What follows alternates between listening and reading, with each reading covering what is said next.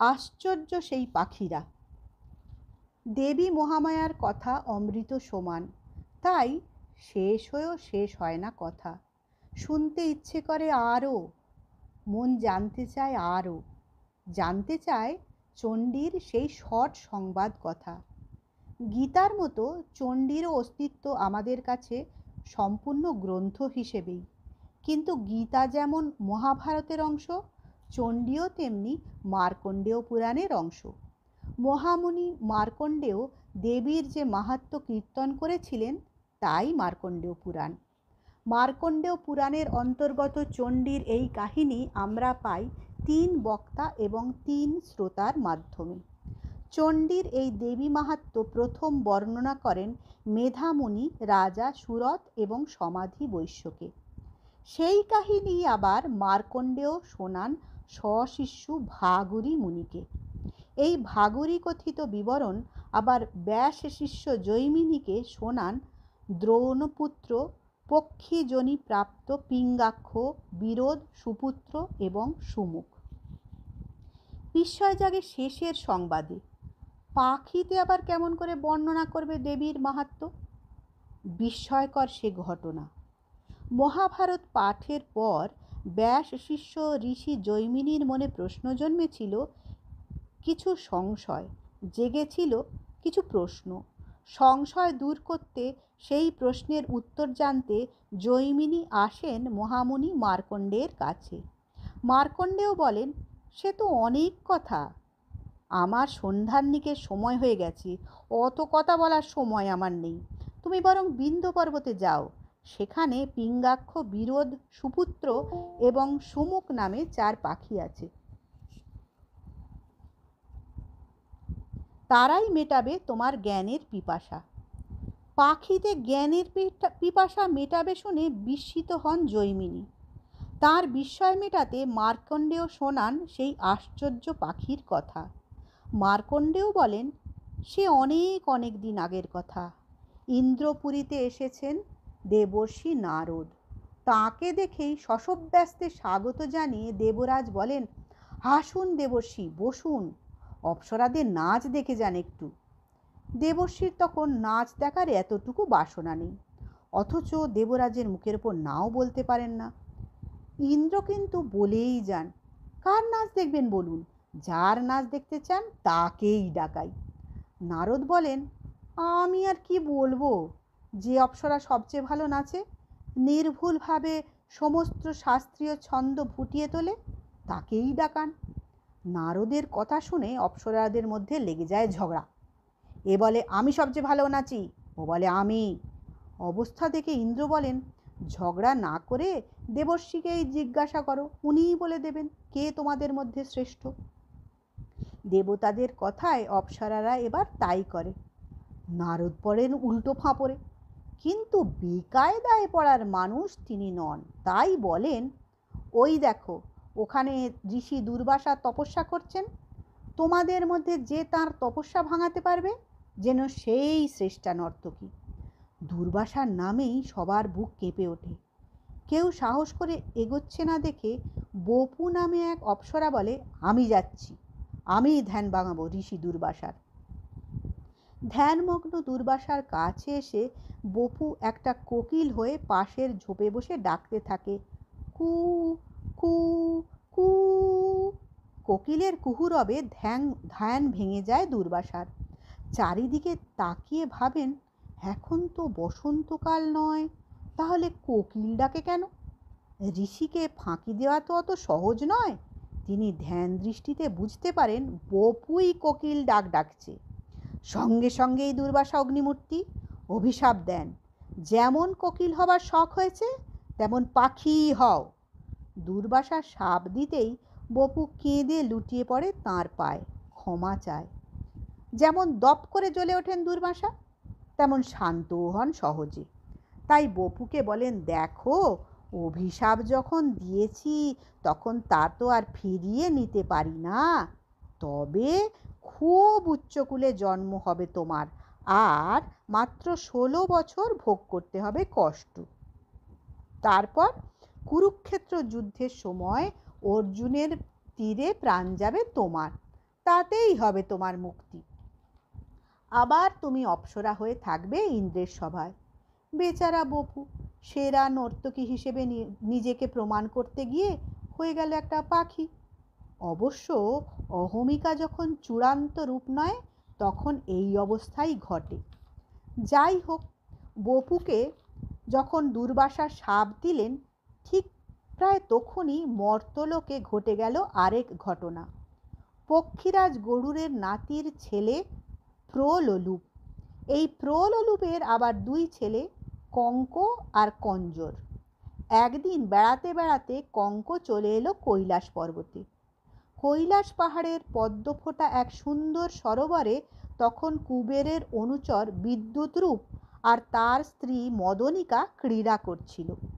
কঙ্ক তা খেয়াল না করে বিশ্রাম করার জন্য সরোবরের ধারে বসতেই বিদ্যুৎরূপ তো তেড়ে এলো। কঙ্কও কম যায় না। প্রথমত সে না বুঝে এসেছে, দ্বিতীয়ত সে গরুড়ের বংশধর, আর তাকে কিনা যাচ্ছে তাই করে অপমান করা। তাই কঙ্কও তেড়ে গেল। শুরু হয়ে গেল দুজনের লড়াই। বিদ্যুৎরূপ এক কোপে কেটে ফেলল কঙ্কের মাথা। খবরটা কঞ্জরের কাছে আসতে রাগে টকবক করতে করতে সে কৈলাস পাহাড়ে হাজির। বিদ্যুৎরূপের সঙ্গে শুরু হয় ভয়ঙ্কর লড়াই। কঞ্জর তার তীক্ষ্ণ ঠোঁট দিয়ে ঠুকরে ঠুকরেই মেরে ফেলল বিদ্যুৎরূপকে। বিদ্যুৎরূপকে মারা যেতে দেখে ভয়ে তার স্ত্রী মদনিকা লুটিয়ে পড়ল কঞ্জরের পায়ে। কঞ্জরেরও একটু ভালোই লাগলো। সে বিয়ে করে মদনিকাকে নিয়ে এলো বাড়িতে। কিছুদিন বাদে তাদের একটি মেয়ে হলো। কঞ্জর আদর করে তার নাম রাখলো তাক্ষী। এই তাক্ষী হলো স্বর্গের শাপভ্রষ্ট অপ্সরী বপু। তাক্ষী পাখি, কিন্তু তার রূপে গুণে মুগ্ধ হয়ে ব্রাহ্মণ মনুপালের ছেলে সর্বশাস্ত্রের সুপণ্ডিত দ্রোণ তাকে বিয়ে করল। এর কিছুদিন বাদেই শুরু হলো কুরুক্ষেত্র যুদ্ধ। দ্রোণও গেল সেই যুদ্ধে যোগ দিতে। তাতে তাক্ষীও একদিন উড়ে গেল কুরুক্ষেত্রে। আশু মুক্তির আনন্দে তাক্ষীর হুঁশ নেই যে সে মা হতে চলেছে, পেটে রয়েছে তার বাচ্চা। তাক্ষী যখন কুরুক্ষেত্রে পৌঁছয় তখন লড়াই হচ্ছে অর্জুন আর ভগদত্তর মধ্যে। তাক্ষী দূর থেকে দেখছে সে যুদ্ধ। এমন সময় অর্জুনের একটা তীরে এফোঁড় ওফোঁড় হয়ে গেল তাক্ষীর দেহ। প্রাণ হারিয়ে মাটিতে পড়ার আগে তার পেট থেকে গড়িয়ে পড়ল 4টি ডিম। আর ঠিক সেই সময়ই অর্জুনের তীরে কাটা পড়ল ভগদত্তের হাতির গলার ঘণ্টা। সেই ঘণ্টা এসে যেন ঠিক ঢাকার মতো পড়ল ওই 4টি ডিমের ওপর। দিন যায়। ভীষ্ম তখন শরশয্যায়। যুধিষ্ঠিররা 5 ভাই গেছেন ভীষ্মের কাছে ধর্ম উপদেশ শুনতে। তাদের সঙ্গে গেছেন বহু ব্রাহ্মণও। তাঁদেরই একজন শৌমিক মুনি। হঠাৎ পাখির কিচিরমিচির শুনে তিনি সেই ঘণ্টা তুলতেই দেখেন তার তলায় রয়েছে 4টি পাখির ছানা। মুনির দয়া হলো, তিনি তাদের নিয়ে আসেন আশ্রমে। পালন করতে থাকেন তিনি পাখি 4টিকে। কিছুদিন পর পাখিরা শৌমিক মুনিকে বলে, আপনি আমাদের পালন করেছেন, তাই আপনি আমাদের পিতা। আপনার কৃপায় কিছুটা জ্ঞান লাভও হয়েছে আমাদের। এখন আদেশ করুন, আপনার জন্যে আমরা কি করতে পারি। পাখির মুখে মানুষের মতো কথা শুনে মুনি তো অবাক। বলেন, ঠিক করে বলো তো বাপু, তোমরা কারা? পাখিরা বলে, পূর্বজন্মে আমরা ছিলাম মহাতপা সুক্রীধের ছেলে। বাবার সঙ্গেই তপবনে থেকে আমরাও করতাম তপস্যা। এরই মধ্যে একদিন আশ্রমে এক অতি বৃদ্ধ পাখি এসে বাবাকে বলে, ব্রাহ্মণ, আমার দারুণ খিদে পেয়েছে, খেতে না পেলে আমি মারা যাব, আমাকে বাঁচাও। বাবা বলেন, বলুন কি খেতে চান আপনি, কিসে সুস্থ হবেন আপনি? মানুষের মাংস, মহামাংস পেলেই তৃপ্ত হব আমি। পাখির কথায় আমাদের সঙ্গে বাবাও অবাক। তবু তিনি আমাদের বললেন, অতিথির সৎকার করো, কিন্তু আমাদের প্রত্যেকেরই প্রাণের মায়া বেশি ছিল বলে আমরা কেউই রাজি হয়নি। বাবা রেগে বললেন, এতদিন এত কিছু শেখালাম আর শেষে এই তার নমুনা, বাবাকে অগ্রাহ্য? না, মানুষের সমাজে থাকার যোগ্য নস তোরা, যা তোরা পাখি হ। বলেই পাখিকে বলেন, আপনি আমাকেই আহার করে তৃপ্ত হন। পাখি বলে, আমি তো জ্যান্ত মানুষ খেতে পারি না, তুমি যোগ বলে দেহত্যাগ করো, তারপর আমি তোমায় খাবো। বাবা সঙ্গে সঙ্গে যোগাসনে বসলেন প্রাণত্যাগের জন্যে। আর তখনই দেখলাম, কোথায় পাখি, দাঁড়িয়ে আছেন সেখানে স্বয়ং ইন্দ্র। বাবাকে তিনি বললেন, তুমি কত সৎ, কত সত্যনিষ্ঠ সেটা পরীক্ষা করার জন্যেই এসেছিলাম। পরীক্ষায় তুমি উত্তীর্ণ, তুমি সত্যিই ব্রাহ্মণ। এ জীবন শেষে তুমি হবে আমার ইন্দ্রলোকের অধিকারী। অদৃশ্য হলেন ইন্দ্র। আমরাও বুঝলাম, ব্রাহ্মণ হয়ে যদি কেউ স্বার্থত্যাগ, আত্মত্যাগ না করতে পারে, তবে বৃথা তার ব্রাহ্মণ হওয়া। ধর্মশাস্ত্র পড়ে যদি শুধু আমি করতে হয়, তবে ব্যর্থ তার ধর্মের শিক্ষা। সব বুঝে আমরা লুটিয়ে পড়লাম বাবার পায়ে, অপরাধ স্বীকার করে ক্ষমা চাইলাম। তিনি বললেন, আমার মুখের কথা তো মিথ্যে হবে না, পাখি হয়ে প্রায়শ্চিত্ত তোমাদের করতেই হবে। তবে পূর্ব স্মৃতি তোমাদের লুপ্ত হবে না, সেই স্মৃতি তোমাদের দেখাবে মুক্তির উপায়। আমরা সেই 4 হতভাগ্য আপনার দয়াতেই বেঁচে আছি, এখন আপনার সেবা করতে দিন আমাদের। মুনি খুশি হয়ে পিঙ্গাক্ষ, বিরোধ, সুপুত্র আর সুমুখকে শাস্ত্র শিক্ষা দিতে থাকেন। 4 পাখি বাস করতে থাকে বিন্ধ্য পর্বতে।